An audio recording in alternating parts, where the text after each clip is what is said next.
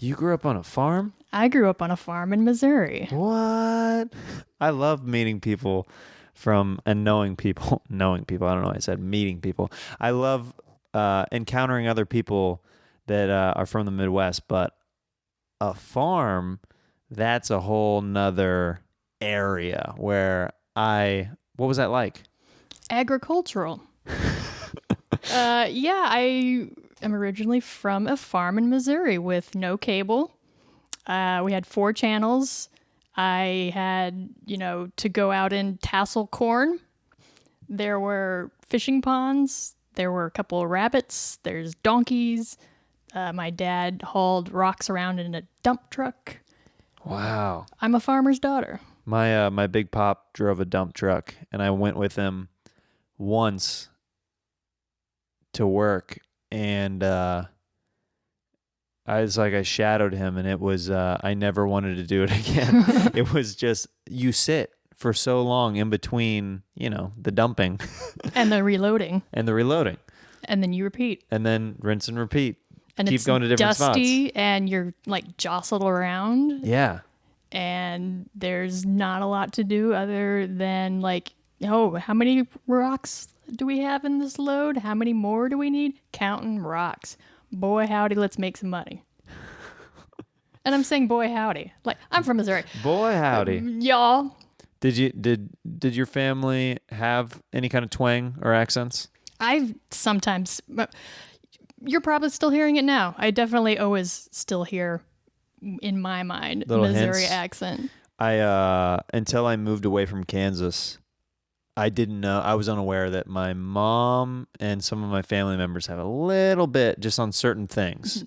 But for the most part, the Midwestern accent, like barring some of the Minnesotas and stuff like that, that Midwestern is like a very bland, just like straightforward pronunciation of everything. Looking for the word redneck, possibly? No, redneck is more like, it's like a lot more twang in your voice, and you got more. It weighs a little bit more heavy on your throat. That's what I consider more of a redneck. Well, I mean, we were technically a little bit closer to Arkansas than St. Louis. Okay, then definitely there's probably a little bit more accent. Yeah, this is the southeast in the boot heel, as they call it. And there was not a lot to do. There was the movie theater and Hobby Lobby. And that was about it. Hanging out at Walmart on the weekends. That's a true thing. People really do that. I did that. I would go there on the weekends. A buddy would bring an acoustic guitar. We would riff songs, just do music improv, and then we'd skate around Walmart parking lots on Friday and Saturday nights. Living it up. But the good thing about that is you're forced to be a little bit more creative because there's less to do. So you're like, all right, well, what can we come up with? What can we imagine? Before I even knew what the outdoor, you see it all the time, at the Comedy Store and outside different comedy venues, you'll see comedians kind of huddled around in a circle, and they're just riffing for so long, just talking about whatever.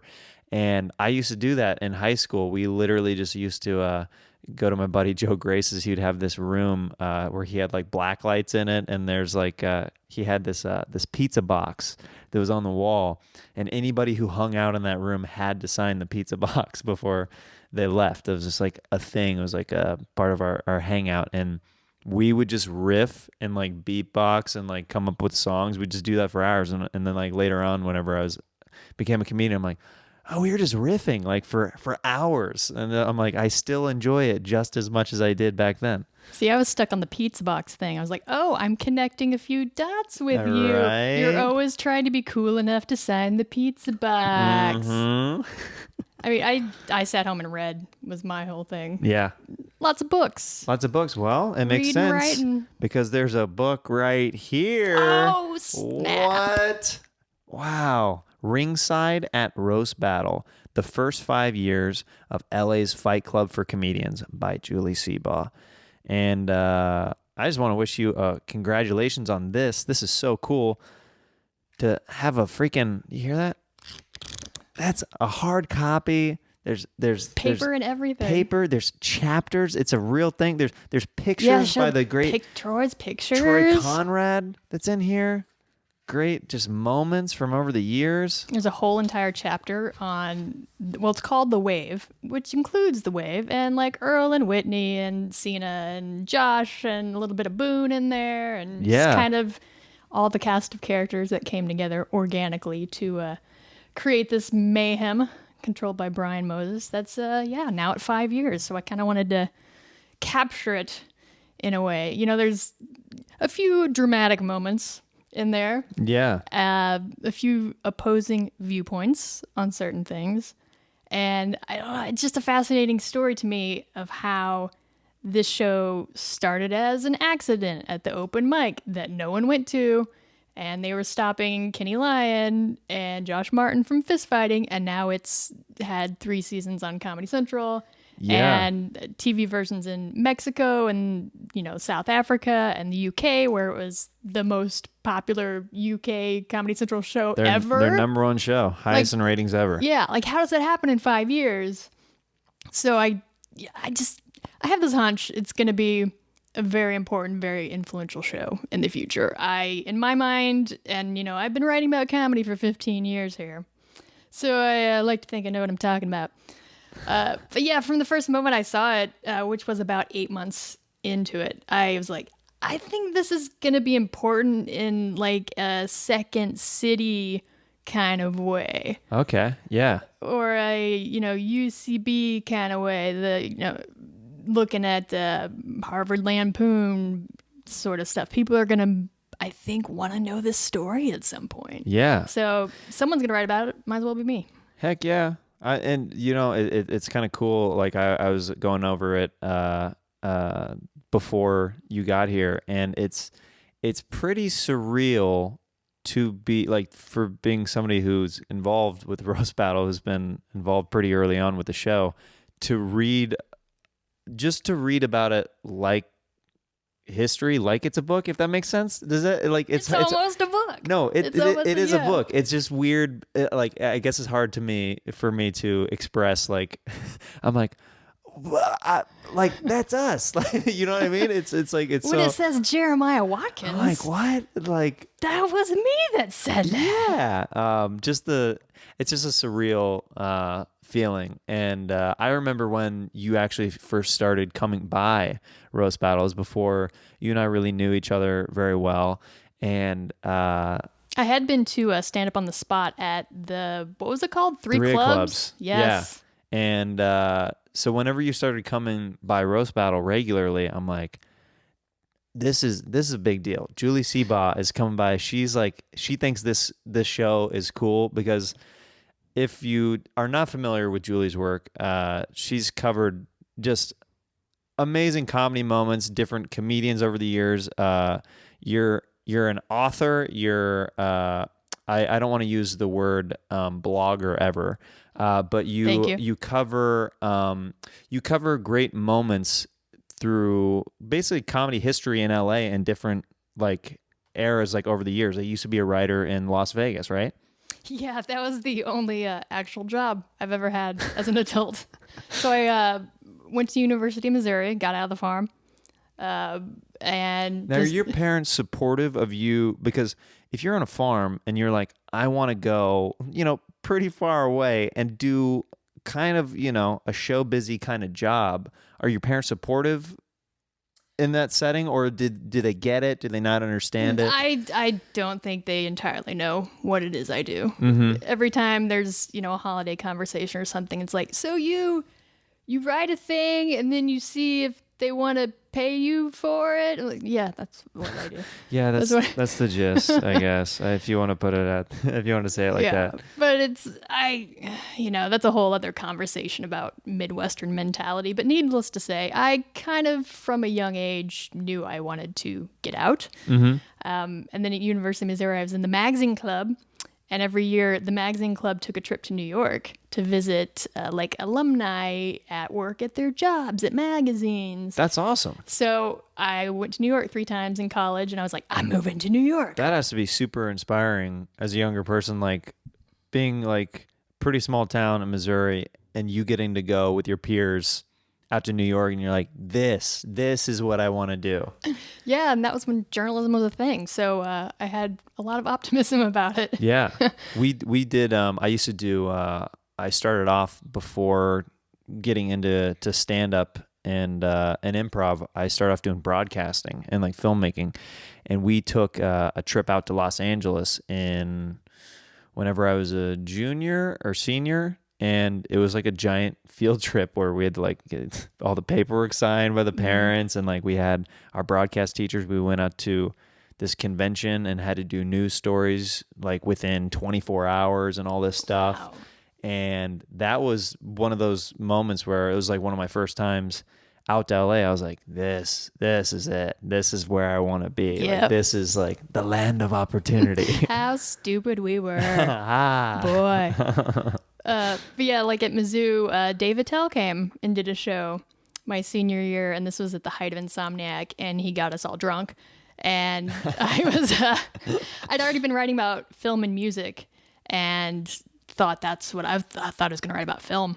And then after Dave Attell got us drunk, I woke up on my friend Dan's floor, like puking, like, I like this comedy thing. I think there's something there. Yeah. And I moved to New York immediately after I graduated. I was there about 3 years and then got the Las Vegas Weekly job, staff writer, which wasn't comedy specific, but you know, there's a lot of comedy that comes through Vegas, obviously. Yeah. I did have a comedy blog then. It's called All Encompassingly, named after the Mitch Hedberg bit. That's awesome. I can't, it's hard to explain to anybody who's like, what's the name of the encompassing? How whatever, do you yeah. spell that? Yeah. Yeah. And that was about another 3 years until the recession hit. And then journalism was done forever. So I've been freelance ever since. Was back in New York. Then I was out here, then back in New York. This is my second time I've been living in LA, and it's been a little over 4 years this time. And I think I'm going to stay. Okay. Other than right now, I like the weather, except for it's right now. Yeah, it's very hot right now. Yeah. Is that now, as a stand-up, you can relate to this as well. It's very freelance. You have no idea really a lot of times when the next gig is around the corner. Is that scary for you as a writer? Like basically submitting work and not knowing if it's going to get picked up, because like I've submitted writing packets and stuff like that. I've kind of gone through that feeling of like, I think this is good. And then you get that, like, sometimes you don't hear anything or you get a no or whatever. How has that been over the years for you? Like the ups and downs of having to like deal with that mentally? It sucks. I've always had a lot of anxiety, and they have to deal with panic attacks sometimes, and I'm on Wellbutrin, and I'm not ashamed to say it because it's kept me alive in a lot of ways. There's definitely points of time where it's like, what the hell am I doing? There's no money in this. There's never going to be any money in this. And then I get like the opportunity to write about Bridget Everett on the cover of the Village Voice for her first cover ever. And it was like Rose Battle too. It's like, this girl is going places. I'm going to do this. And every time I get a story like that, it's like, you know what? You've been doing this for 15 years. You kind of have a decent reputation built up. People sort of know who you are. Not sure what's happening there. But it did sound kind of cool. I have a reputation. I don't know. I occupy a kind of unique place now, and it took a while to get here. And as broke as I am all the time, there's still a lot of things that I like about it that keep me doing it. There's no reason to waste time doing something I hate. And that was kind of part of getting out of Missouri in the first place. Like, this is my life, damn it. Insert Bon Jovi song here. And it's if it doesn't, my life and it's now or that's never. the one. I don't want to live forever. Or Billy Joel, maybe, would be another. Oh, yeah. Wait, what's... This is the first and the more. This is my life. Oh, yeah. Da-da-da. So your own life, leave me alone. So that's the stuff I do. singing the Billy Joel songs in my head while I'm eating ramen. You know, Wellbutrin and Billy Joel is a strong combination. That's the good stuff. It's the writer's toolbox. Yeah, exactly. That's so cool. It's like, man, the transition from Vegas to LA, was that tough, or were you kind of making a lot of relationships along the way that it was a little bit easier to transition, like while meeting different comics and stuff like that? Oh yeah. While in Vegas. Well, there was a stint back in New York between Vegas and the first time in LA. In Vegas, I had met Doug Stanhope. I covered his presidential run in 2007 when he was a libertarian candidate, and he had the desert parties out in Death Valley. And I drove out there and knocked on his hotel. I'd set it up beforehand. I wasn't just showing up out of nowhere. And knocked on his hotel door, and he opened it and kissed me. And that was how I met Doug Stanhope the first time. Wow. And hung out there and was drunk and, shrooms and all that stuff for a couple days. I also met his manager, Brian Hennigan, the filthy Scotsman who he talks about, who I was married to for 3 years. So that's what brought me out to LA the first time. Oh, wow. So I know. I had no idea about that. Nobody does. Wow. You heard it here first on Jeremiah Wonders, everybody. It's a scoop. That's great. Well, I mean, that's great. No, it's just, I'm thinking about it. It's just like one of those things where it's like you get immersed in a world that you like, and you're starting to be, it's why it's so common that comedians marry like waitresses at comedy clubs. You're around something that you both like appreciate and have a love for, and then you know? I find it really hard to have conversations about anything that's not comedy. Normal people are so boring. It's a little scary sometimes. But you know what? Like I've learned to kind of appreciate it whenever I go on the road. I'm like, this is good for me to not talk exclusively about comedy. You know what I mean? Like, I think it's good every once in a while to kind of reset, but it's sometimes a challenge whenever I go back home to Kansas, and if somebody doesn't follow it like at all, but which, I mean, that's probably how some people feel. Like I don't follow the UFC very closely, right? And that's probably how they feel whenever they talk to me. Whenever they start being like, "Oh, did you watch the fight?" And I'm like, "Nah, I I didn't. I have no idea what you're talking about." Yeah, a lot of comedians like that. Big crossover.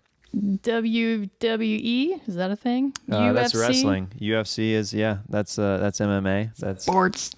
Sports. Hey, welcome back to Sports Talk with Julie Seabaugh and Jeremiah Watkins. And UFC, they got paddles, right? That would be a good podcast. Two people know nothing. Yeah. Analyzing. So now, I just watched a UFC game, and I think that the rebound is going to affect how many points the competitor is going to get. What do you think about that? Well, it's interesting to see Andre Agassi making a big comeback. With he's huge. He's huge in the UFC now. I hear Andre Agassi. Quite the temper on that guy. This actually, tennis is the one thing I did kind of follow, sort of, for a little while, because when I was broke in New York, I worked at the U.S. Tennis Center during the Open. I worked for American Express at an info booth. This was so long ago, way before Vegas and everything else. So I kind of understood there's something about a person with just a one-on-one, like it's like comedy in a way, because they have their racket and comedy has their microphone, and it's just you. It's not a team thing. You can do sketch, obviously, but stand-up's better. It's your brain that makes you win or lose. Yeah. So that I do kind of like tennis a little bit. A lot of it's but mental. Other than that, just the back and forth. Absolutely. Is the audience going to like that? Oh, you like that? Oh, you're spanking that going. I'll give you the backhand sometimes. Rebounds. You're not a good audience. Yeah, exactly. Sometimes there's a hate-love relationship. You know, scoring joke. Hello, trying my best right now. Man, I used to play racquetball with my dad, and I'd get so mad. Have you ever been a competitive person?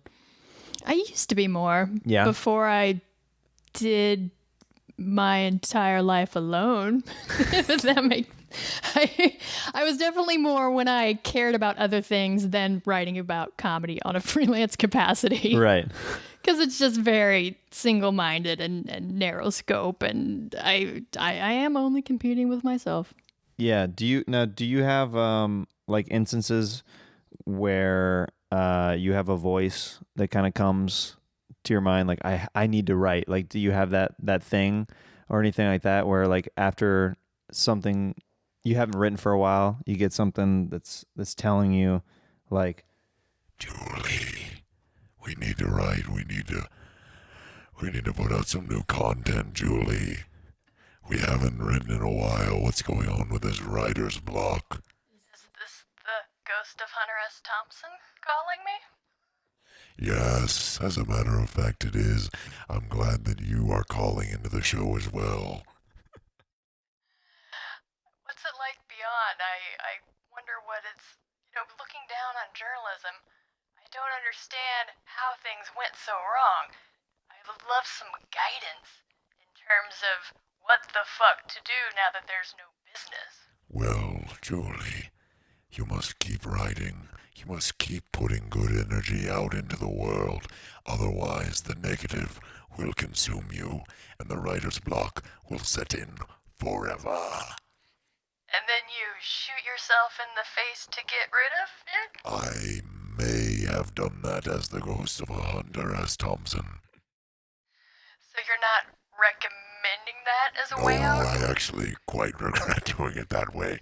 It was very unfortunate the way things happened. I could have put out much greater work as the years went on, I believe.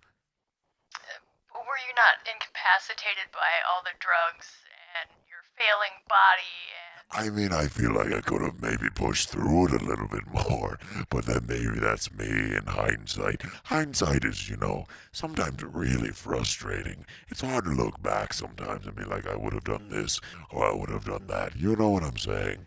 I think you're talking about Johnny Depp, right? Maybe. Great films that guy makes. I mean, especially now, he's really just committing to every role that's given his way, and I appreciate that as a fellow creator. Well, there was the whole, beating his wife charge, but I know that you guys were, bros. I mean, you win some, you lose some. Sometimes, you don't really know what's going on behind closed doors, and other times you're like, this one's for me, that one's for you, you know what I'm saying? Roast battle is definitely one for me. That's never gonna make any money, but I'm still gonna do it. I know that spirit you're talking about, Hunter. Yes, sometimes you have to cling towards and gravitate towards the things that you know are just purely a passion project. Hence my entire career. Well, I've got to go back into the ethers of the dark place. I shall talk to you again, or maybe not. Yes, please don't come into my brain anymore. It's terribly frightening and not helpful. All right, goodbye, Julie. Bye, Hunter. I mean, the reach that this podcast is unbelievable. Beyond the grave. I mean, I can't believe that Hunter S. Thompson's ghost just called in. Very cryptic. I wonder why his voice got lowered as the years went on. You know what I mean? Very interesting. Definitely drugs. It's probably vocal fry from the different drugs and stuff. His esophagus got whiskey. It kind of rotted out. The bile coming back up from vomit. It lowers the octave of your voice. Actually, science, right? I actually had Steve-O on this podcast, and he said that he's been advised heavily by doctors to no longer throw up, because he's almost gotten throat cancer multiple times because he's thrown up so many times for Jackass over the years, whether it be goldfish or just make himself puke random stuff up. But the bile and the stomach acid that lines your stomach, the amount of times he's thrown up, that's part of the reason why his voice sounds like this, How does one almost get cancer several times? I mean, I think that it's like one of those things where, you know, when you have like a black liver, or like it's like you start getting like, they start looking at it and they're like, you're on the border of like, Precancerous. you're Okay. precancerous. Like, I think that they kind of warn you and then you back off and then you kind of forget about that advice and then you go back to doing it and then they're like, no, really, you were on the right track, but seriously. So he said whenever he was on, he was like, No, I only throw up now for special occasions. I was like, that's amazing. Birthdays, anniversaries, Yeah, that exactly. kind of thing. You know, kids parties that pay a lot, you know. No. That's what, yeah, you go back. I've almost healed my throat myself this time. I'm going to go back to drinking and throwing up and goldfish and Yeah. nope, didn't heal the throat myself. So I have to ask you this. What's the first thing that you consider like an article or something that you wrote that you were like really excited and proud of, that you got like a little bit of like a head nod or notoriety for, where you're like, I'm on like a good path here, or like this is really like, this is a reassuring moment for me, you know? Yeah, I mean, I hate to keep hitting the Dave Attell path over and over, but I started professionally writing, you know, graduated college, moved to New York in January 2003. And in February 2003, I pitched Las Vegas Weekly as a freelancer because I had a connection through an old professor of mine. The fact that Dave was going to be in Vegas filming an episode. So I wrote a piece about Dave Attell and how he's actually really sad inside, which at the time was like, whoa, comedians are really sad. I don't know if anyone knows this except me. And now, obviously, everybody knows it. But at the time, and when I sold it, which was eventually how I got the job because I kept freelancing for them over and over, and they liked my stuff. I was like, I'm writing about this guy who got me into comedy, and comedians are sad, and I'm telling people, and I'm going to do more of this. So how long after did you write that article after he performed at Mizzou? Probably about 6 months or so. Oh, yeah? Yeah. So you made the connection kind of right away. You're like, yo, Dave, I want to write something about you. And he's like, okay. Yeah, I made sure to hit the Comedy Cellar when I moved it to New York and like, hey, you remember me, the drunk girl from Missouri with the Jaeger and the Jaeger. And kind of made sure he knew that, yeah, I've now graduated and I'm an adult and I'm a professional 6 months later. And actually it could have gone very badly. I could have not been able to sell the piece or it sucked or something, but it was good. And actually I got a relationship with Comedy Central out of it too, because Jack Vaughn was running Comedy Central Records at the time. And it was also a news peg. Not only was he going to be in Vegas, but it's the same time as Skanks for the Memories came out. Mm-hmm. And he did a signing at the Virgin Records in Times Square when that was still a thing. And Jack Vaughn was there. And he kind of like, hey, this kid likes comedy. And she seems to know how to talk to people who are comedians only. And yeah, he was one of the very first people who treated me with way more respect than I was due at that point. Yeah. I don't know if he saw something in me or whatever, but, and to this day, I'm going to go to New York later this week to do some promo for this book, and Jack and I are having lunch. That's awesome. And I forgot what the original question was, but it was just one of those things of like everything kind of worked out early on, and, didn't always stay that way. But enough to the point of like, yeah, I think I can do something here with the fact that no one else is writing about comedy in a, kind of from a critical capacity. It was always shoved in with like the music listings and calendar stuff. Right. No one actually treated it like an art, like film or music. Okay. So that was the thing that I set out to change. That's awesome. Yeah. Did you ever... Mixed results.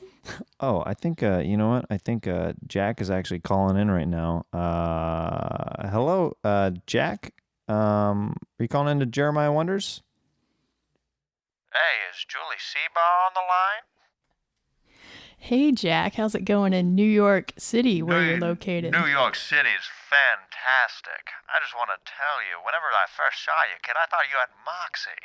I thought, this girl, she's gonna lasso the moon, put it in a pocket, and then write about it. That's why I treated you with the utmost respect, see? Oh, thanks, Jack. I hope to pay you back for that someday by writing your biography about how your dad was the head of the, I'm forgetting the name of it at the moment. The head of the mob, yeah. The guy, the Peace Corps. And the Peace Corps. He was a very, He was busy. he was very dexterous, as I would say. A lot of spinning plates on this guy. Yeah, so when you grew up in South America, I think there's a lot of interesting stories there about how your family stole cable so you could watch comedy and you had to hide out in the basement when the terrorists came. Stuff like that I think would make a good It was biography. pretty cool. I met a guy named Piblo. We cut the cable to cut it together, and then we wired it back to our house, and boom, lickety split, splash, splash, splat. We got cable on our television. Wow. Oh, how we've come so far over the years with this technology and stuff. Yeah, and it's been nice to see you kind of work your way up the ladder from, Comedy Central Records up through Comedy Dynamics, and now you're the head of all the comedy at Sirius XM, which is a real thing. Well, yeah, I heard that you're gonna do Nikki Glazer's show sometime later in the week. That's very exciting. Next Monday, actually. Next Monday. Well, I'll look out for you on that. Well, keep the continued success up, kid, and I can't wait to see you in the big New York Apple City.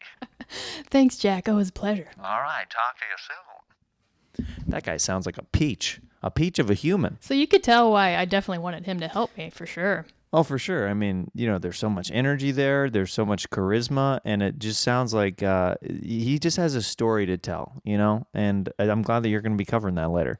But yeah, that's actually a real thing. I definitely want to, he's on the list to have another book too that I want to do one on Byron Bowers. That's an interesting dude right there. Oh my gosh. He's got a story. Yeah. I mean, that guy, he's so funny too. Let's not share any details about it whatsoever. No, just look up Byron Bowers and you'll figure it out. But yeah, he's drugs. There's a lot. There's just a lot to draw from there. Schizophrenia. Mm-hmm. Poverty. Yeah.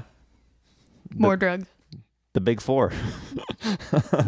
Now, have you ever written a review of somebody that was maybe a little disparaging of them, or it was like maybe a negative comment or something, and they took it very seriously? Because comedians, believe it or not, we're sometimes a little sensitive. Oh.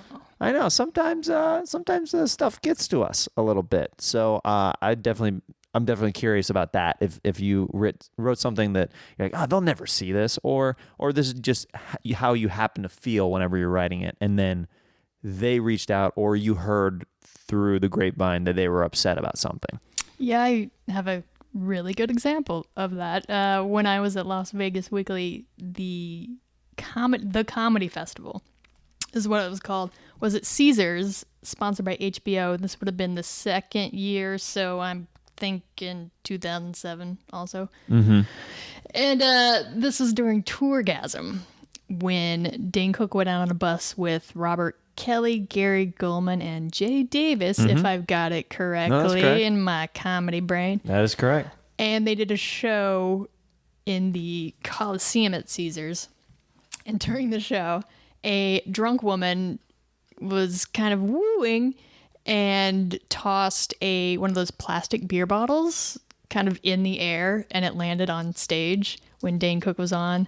And he's like, "Hey, stop the show. What's happening? Who did that? Security. I'm not going to stand for any of this." And it just brought the whole room to why is this such a big deal? She wasn't throwing it at him. Like purposely. Yeah, she was just drunk and stupid in Vegas, and not. It wasn't like a George Bush shoe incident that is aiming it directly for Dane. She did not have that much disdain for his comedy act at that point in time.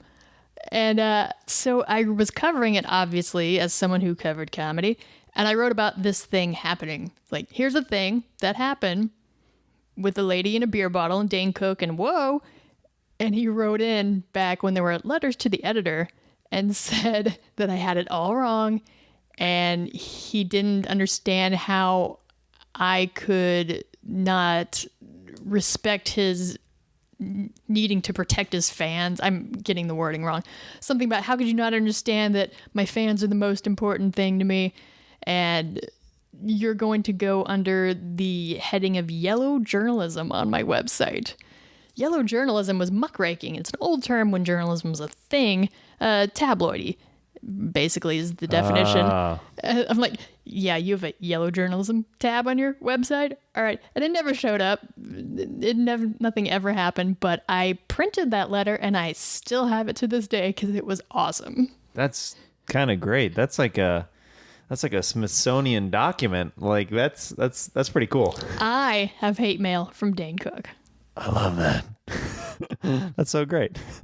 Let's get into this next segment called Fanning Out. Fanning out. Questions from fans. I reached out to people on the internet, and they reached back to me. I said, if you could ask Julie Seabaugh any question, what would it be? Scared. Right, here we go. We've covered a little bit about this, but with this first question, but pick and choose what you want to answer. At Duster on Instagram, what's it like to be a writer in the digital age where anyone can put anything out into the web? How should aspiring writers go about getting into the mainstream and making a go at a career? Also, weirdest person or circumstance for an interview. So it's a little bit of a three-parter. So we'll go with the first part right now, the writing in a digital age where anybody can put out stuff and kind of self-proclaim themselves as journalists or writers with the power of creating their own websites, you know? Yeah. Or thinking that blogging is, real news. Is real news or journalism. Yeah. I mean, there are obviously legitimate news sites that have blogging elements to them, but it's not like babe.net is a real hard-hitting journalism site when they talk about Aziz Ansari. It would have been treated a bit differently with the New York Times and essentially ignored, which I think it should have been. The question as it stands, how to make a career in the digital age, is something I'm still struggling with myself. I started when, journalism jobs were a thing. You could be a staff writer somewhere for your entire career and make a good living at it and go out on the town at night and hobnob and be invited to Truman Capote's black and white ball and have all of these movies made about your daring, chasing the story type things. People aren't really making movies about bloggers these days. She's fearless. Actual advice, right. At this point, it definitely has to be for the love of what you're writing about. It's not about the money. Mm-hmm. There are obviously other ways you can branch out. Like I'm definitely, people have said, why have you not started a podcast? That's what you should be doing. I'm like, yeah, you're right. I should probably be doing that. I'll get to it. Now that I'm done with this thing, I'll give it some more thought. But it really, I think, is a matter of, and I'm guilty of not doing this myself. I really am, of keeping up with the current trends. I don't want to say trends, but evolution of technology. It's a lot. It's a lot to keep up with all the different social media platforms and just to keep content going. Yeah, it's a lot. I definitely think finding your niche is a way to make yourself stand out from the pack. If you're just pitching about everything to everyone, I can't see how that would not be insanely overwhelming. Mm-hmm. So as long as you have something you want to be an expert on and you find the right outlets that you can stand the way they edit your pieces and don't, butcher them in the process, that's the only thing I think you can keep doing and just prove yourself to be someone who knows what they're talking about and knows how to treat both their subjects and subject matter, which are definitely two different things. When you're talking to someone or how to write about it, are two different things. Just, I don't know, make it good. Don't suck. This is terrible advice, but again, I'm still struggling with it myself. And I don't know if there is still a career in it, but there's certainly a lot of passion in it, for me at least. Mm-hmm. So, good luck out there. Let me know how it goes and tell me what you did right. Report back soon. Please. Did you have a weird person or circumstance for an interview? Somebody that was hard, a very difficult interview, or just something weird that happened during something? Worst interviews ever would be Roseanne. On the phone, again for Las Vegas. Everything's for Las Vegas Weekly. On the phone, she was doing a date there, and she was either driving to the airport or driving from the airport, and gave me like one-word answers to questions. I think she's actually calling into the show right now. Julie, if you're okay with taking it, I'm going to put Roseanne through. Hello, Roseanne? Hey, is this Julie Seabaugh? Roseanne, I'm sorry about your show getting canceled. Yeah. Hey. One-word answers. I remember a conversation with you that was a lot like this with one-word answers. Me too. Yeah. Hey, do you still want me to get you a job at babe.net? That's a tough call, Roseanne. All right, offer rescinded. I mean, is there health insurance? Is there long-term mobility options? There could be. Hey, do you want to write about my sitcom? Do you want to do an article about me again? I mean, I certainly have talked to Morgan Murphy about it a little bit. Wait, what'd she say? What'd she say about me? I don't think she's a fan. Why not? How do you not like me? I think it has something to do with, I don't know, your attitude towards your workers and also people who are not white. I like whites more than the others. Is that a problem? I mean, Oh, wait, should I not have said that? in this day and age, it's tough to really, figure out what you want to say as an artist and speak from your soul to figure out what your truths are to share with the masses. I'm just being honest. I just like working with white people more than others.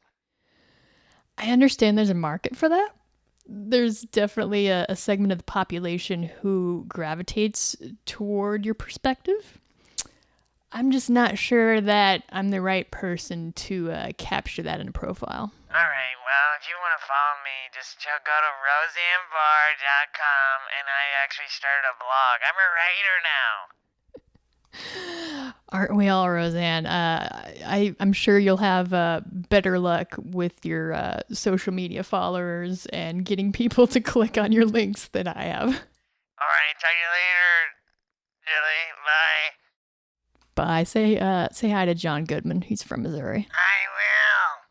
Thanks. She is just as pleasant as I remember.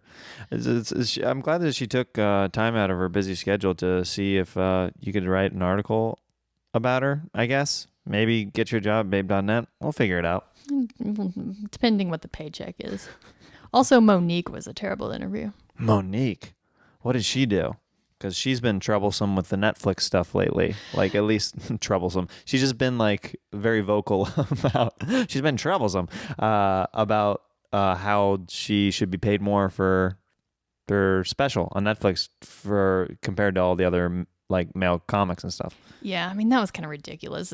Yeah, you have the same attraction as, Chris Rock or Amy Schumer. Give me a freaking break. Yeah. When I talked to her, I don't even remember what it was for. Probably a tour date somewhere. And I was asking her about her live show because it was described in the press releases like a circus of some sort, I think. And there were a couple special guests. And I was asking how it all comes together, I think. This was a long time ago. And I asked something to the effect of, so it's still just people doing jokes, or are there different elements happening? Is it, visual stuff? And she's like, girl, have you ever been to a stand-up show? I'm like, yeah, I've been to a stand-up show. Yeah, I've covered about 1 million of them, Monique. Yeah, I think there was a kind of honest question, based on what the press release said. Yeah. But I was like, yeah, I've covered comedy a little bit. That's just like asking somebody like, do you even interview? It's like, what are you talking about? And I also interviewed Ron Schock. If you know Ron Schock, he was in the Bill Hicks group. Started out down in Houston, Texas, and then he was in Vegas because he was a degenerate gambler. And I interviewed him for a piece about Sam Kinnison's death on the 15th anniversary of it. Outside the, oh God, what was the casino? One of the terrible outskirts casinos, 4th tier down, in the parking lot in his car smoking pot. That was a good one. That was a good one. He's dead now. Wah, wah.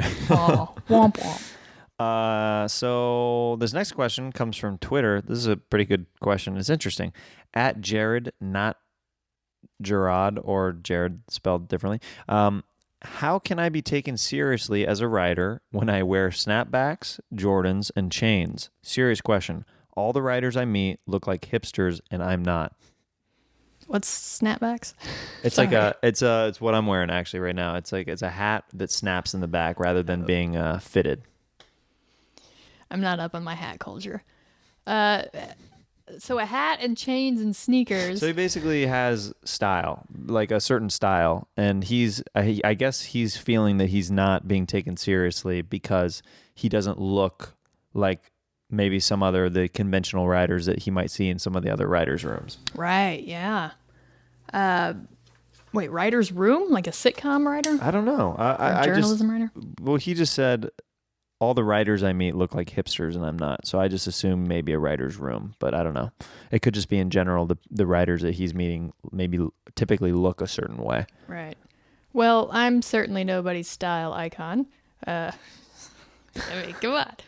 I tend to, I don't know if you've noticed, outside the house, I tend to wear a lot of black stripes and, gray stripes, sometimes white stripes.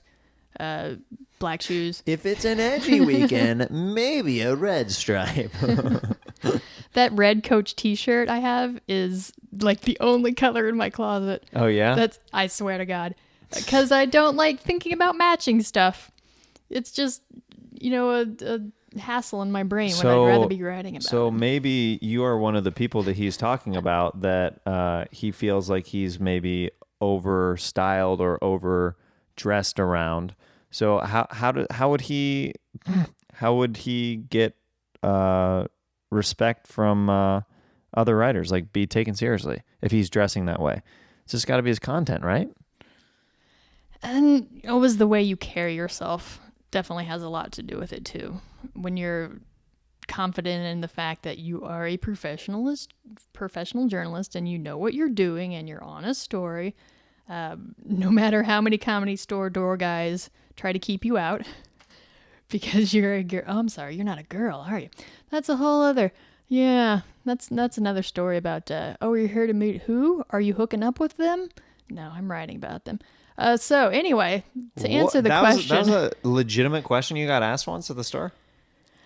It has happened at the store, and it definitely happens. Not the same wording, but a lot of times if I come in and say I'm a writer, I'm looking for Mark Maron or whoever.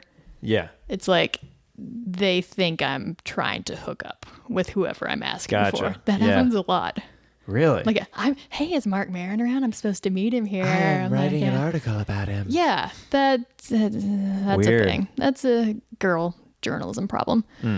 But I definitely, to answer the question, being confident in what your purpose is for being there and your abilities and your position. I just, who cares what they think? It's just a matter of not letting anyone stop you from doing it. I guess there's, I don't know. I think it's part of a wider problem, not necessarily journalism specific, to judge people on things like that. And yeah, if you make a reputation for yourself, no matter what they think about the way you're dressed, there's no way that they can stop you from hooking up with Marc Maron. And that's some solid advice. For whatever purpose you're there for. Yeah. At Hideously Normal, what are your thoughts on modern day PC culture and its effects on the comedy scene at large? Yeah, that was the question. Boy, howdy. Getting in that Missouri accent again. Y'all,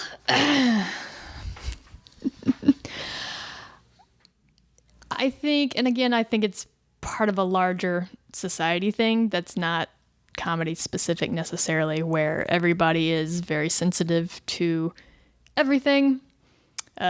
People can be offended by words without understanding the meaning behind them. Mm-hmm.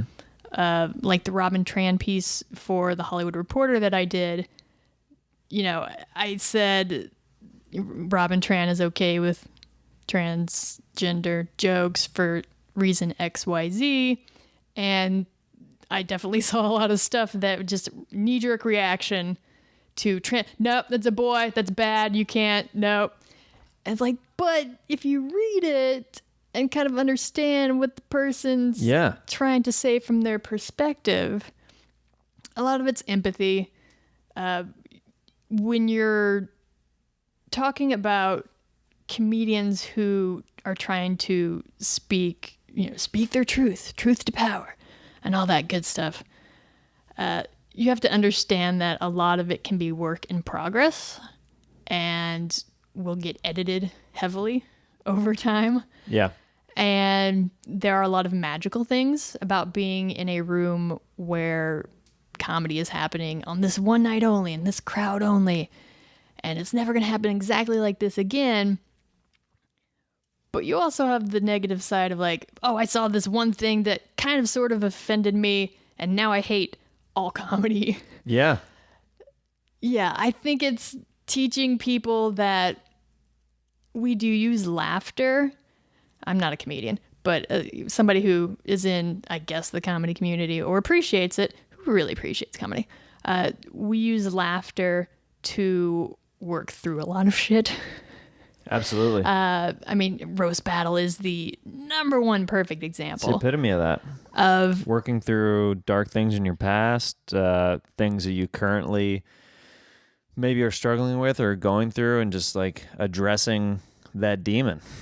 And what I always liked about the show was the fact that even if you're in the audience, and I'm the number one audience member there is, that you watch these people who aren't afraid to talk about their shitty relationships or their dead relatives, or who they've done terrible things to in the past, whatever, blah blah blah, and sit there and recognize the fact that it's really brave of them to kind of put themselves out there as an example of the fact that we're all just human. We all have shit we hate about ourselves, and we all don't like it, and the only thing we can do as human beings is kind of laugh about it together. Like, we're all terrible, and we're all flawed. Why not just celebrate it like Roast Battle does? Yeah. I don't know. That was the thing that I always liked best about it, that really captures the core of comedy as a whole. And I think as people get more educated about comedy, which is definitely happening, because people do care about comedy now, which they didn't when I started writing about it, through podcasts, through, everybody, through blogging too, I guess. But people know a lot more about it now as a craft. Mm-hmm. And I think the next step will be knowing more about it as an art and philosophy, in a way, to kind of figure out figure out the thinking behind the jokes. And again, recognize that we're all just trying to work through some shit. Some people do it on stage. Some people do it in alcohol. I do think it's going to get better, that it is just a phase. I think that shows like Roast Battle are helping that. And even if comedy does change completely there's not going to be a way to, if it goes completely hipstery and safe and all that stuff, there's not going to be a way to get rid of that core element that is the reason it exists in the first place. Yeah. So I don't know if it might become sort of a minority perspective, blue comedy is so edgy again, like it was in the 70s or something. I don't know. It's still too early to say yet, but big picture, I don't think it's going to be possible to ever get rid of that core, just humanizing element completely. Yeah. All right. That makes sense. I talked a lot. It was good. It was all stuff that I was like, I'm agreeing with what you're saying. Sounds okay. It sounds right. All right. Yeah. Last question. You know Red Band, right? Yes, I do. Red Band really wanted me to ask, are you ticklish? Oh. Yes. Yes, I am. There you go, Red Band. He asked that on so many guests, and you're the first guest that I asked it. But before. I was also trying to think, when could I have possibly been tickled last? And I have no idea. Well, as an adult, you don't really get tickled very often.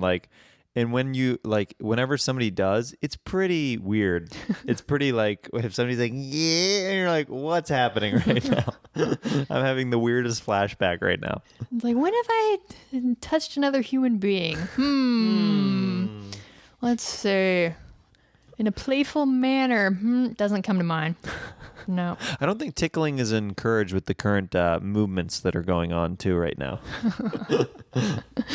It's in a mutually respective, agreed upon. Yeah, I will not tickle you.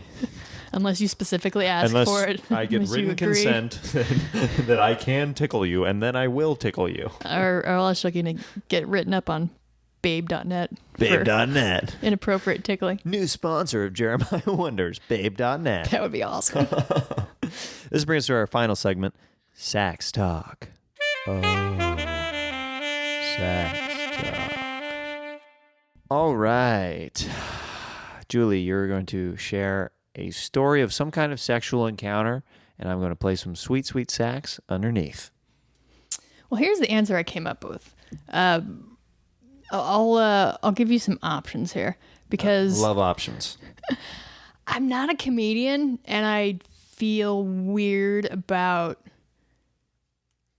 I don't know. That's more of a comedian thing to talk about in certain ways. To talk about a sex story? Well, It could to be. make it a okay. So here's a story about a thing that happened to me and it's crazy, right?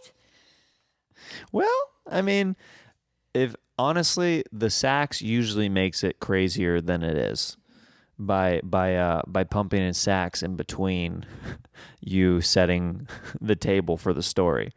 So. Well, I'm thinking about this, and I was like, well, there's the thing with the vomit, and then there was the thing with the feces, and then there was the thing where I accidentally went to work with some jizz on my neck. All of these sound incredible. But then I was like, well, maybe he can twist the rules a little bit, and I could tell a really drunk story. You could, but the vomit or the jism on the neck that sounds pretty funny. Like that sax would go pretty well with either of those. The really drunk story involves the Comedy Cellar and Dave Chappelle. Is that okay? Does anything sexual happen in that, or is it just I cry. I mean, share whatever you're comfortable with sharing, and then I mean, it doesn't. I guess it technically doesn't have to be sexual because there's still a sax involved and there's still talking involved. So there you go, Julie Seabaugh, opening new doors on this show. I think it's adjacent, like really drunk at a comedy club. That's kind of like sex, right? Sure. For me, anyway. Yeah, let's go with it. All right. New York City, 2004. This would have been the year anniversary of the 2003 New York City blackout. August, crazy hot. And being the anniversary of the blackout, people were, I don't know, wanting to celebrate it in some way, as one does with blackout anniversaries.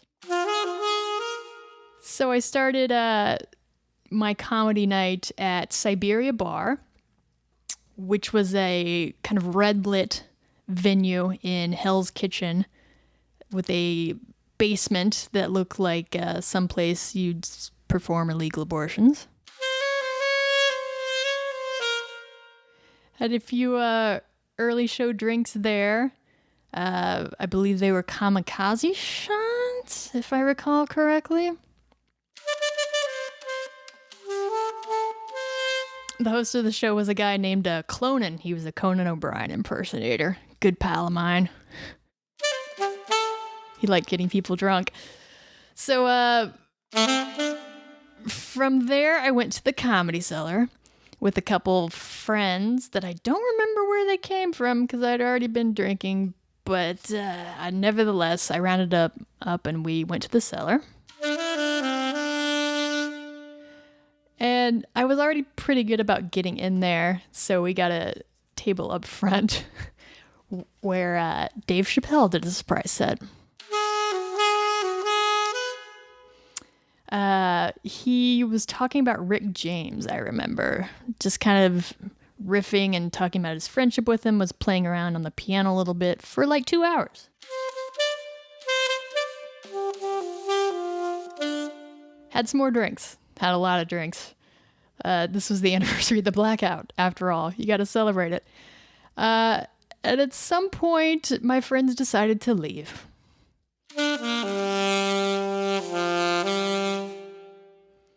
Pretty drunk by this point.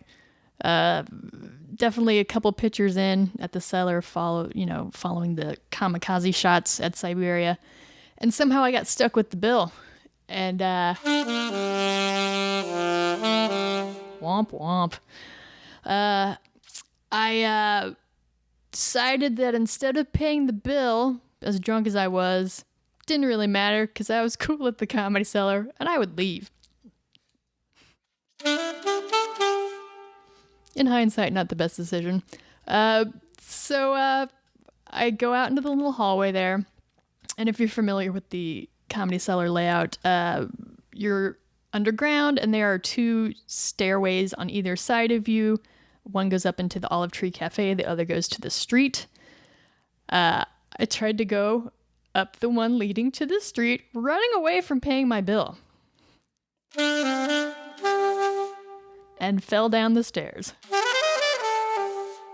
I was at the bottom of the stairs crying, drunk, a mess. And who comes down the stairs from the Olive Tree Cafe but your hero and mine, Dave Attell. Apparently my friends had gone to get him because I was too drunk to handle myself. Boy howdy, that was embarrassing.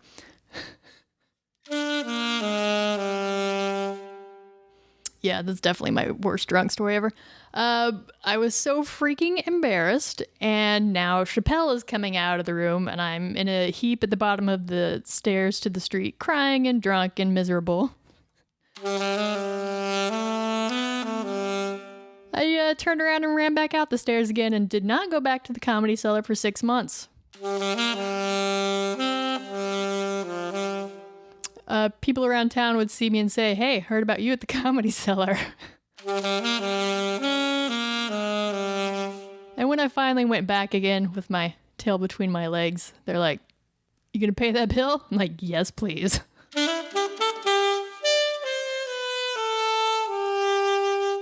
And that's my drunkest story ever.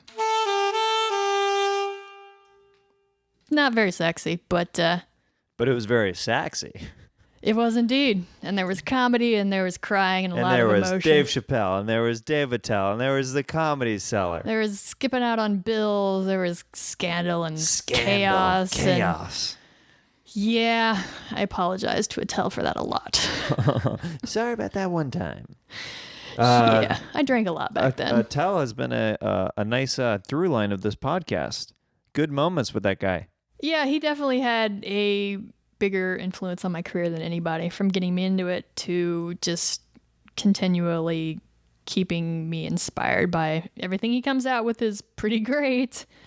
He's a perfectionist. Like, he still has not put out another album since Skanks for the Memories because he wants it to be so good and he just can't ever commit it to. I love that. Yeah. Yeah. And he's sad. So relatable on all ends. Well, Julie, thanks so much for coming on the show.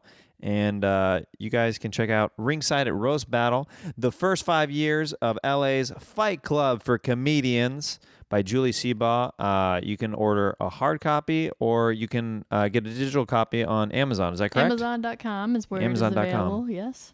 Heck yeah. It's, I think going to be important in the future. We'll see. Your order may help. Yours truly is in it. Jeremiah Watkins. You are quoted. I'm quoted, so pick up a copy today and check out Julie on social media. What are you on Twitter and Instagram and all that stuff? Yeah, Julie Seabaugh on all the things. I also just remembered, I remember when I followed up with you on email like, hey, did you pull the rabbit out of Jamar's ass or did he pull the rabbit out of your ass? That's a question you'll have to read about in the book. Yeah. Look it up now. Thanks so much for coming on. Thank you for having me. Of course.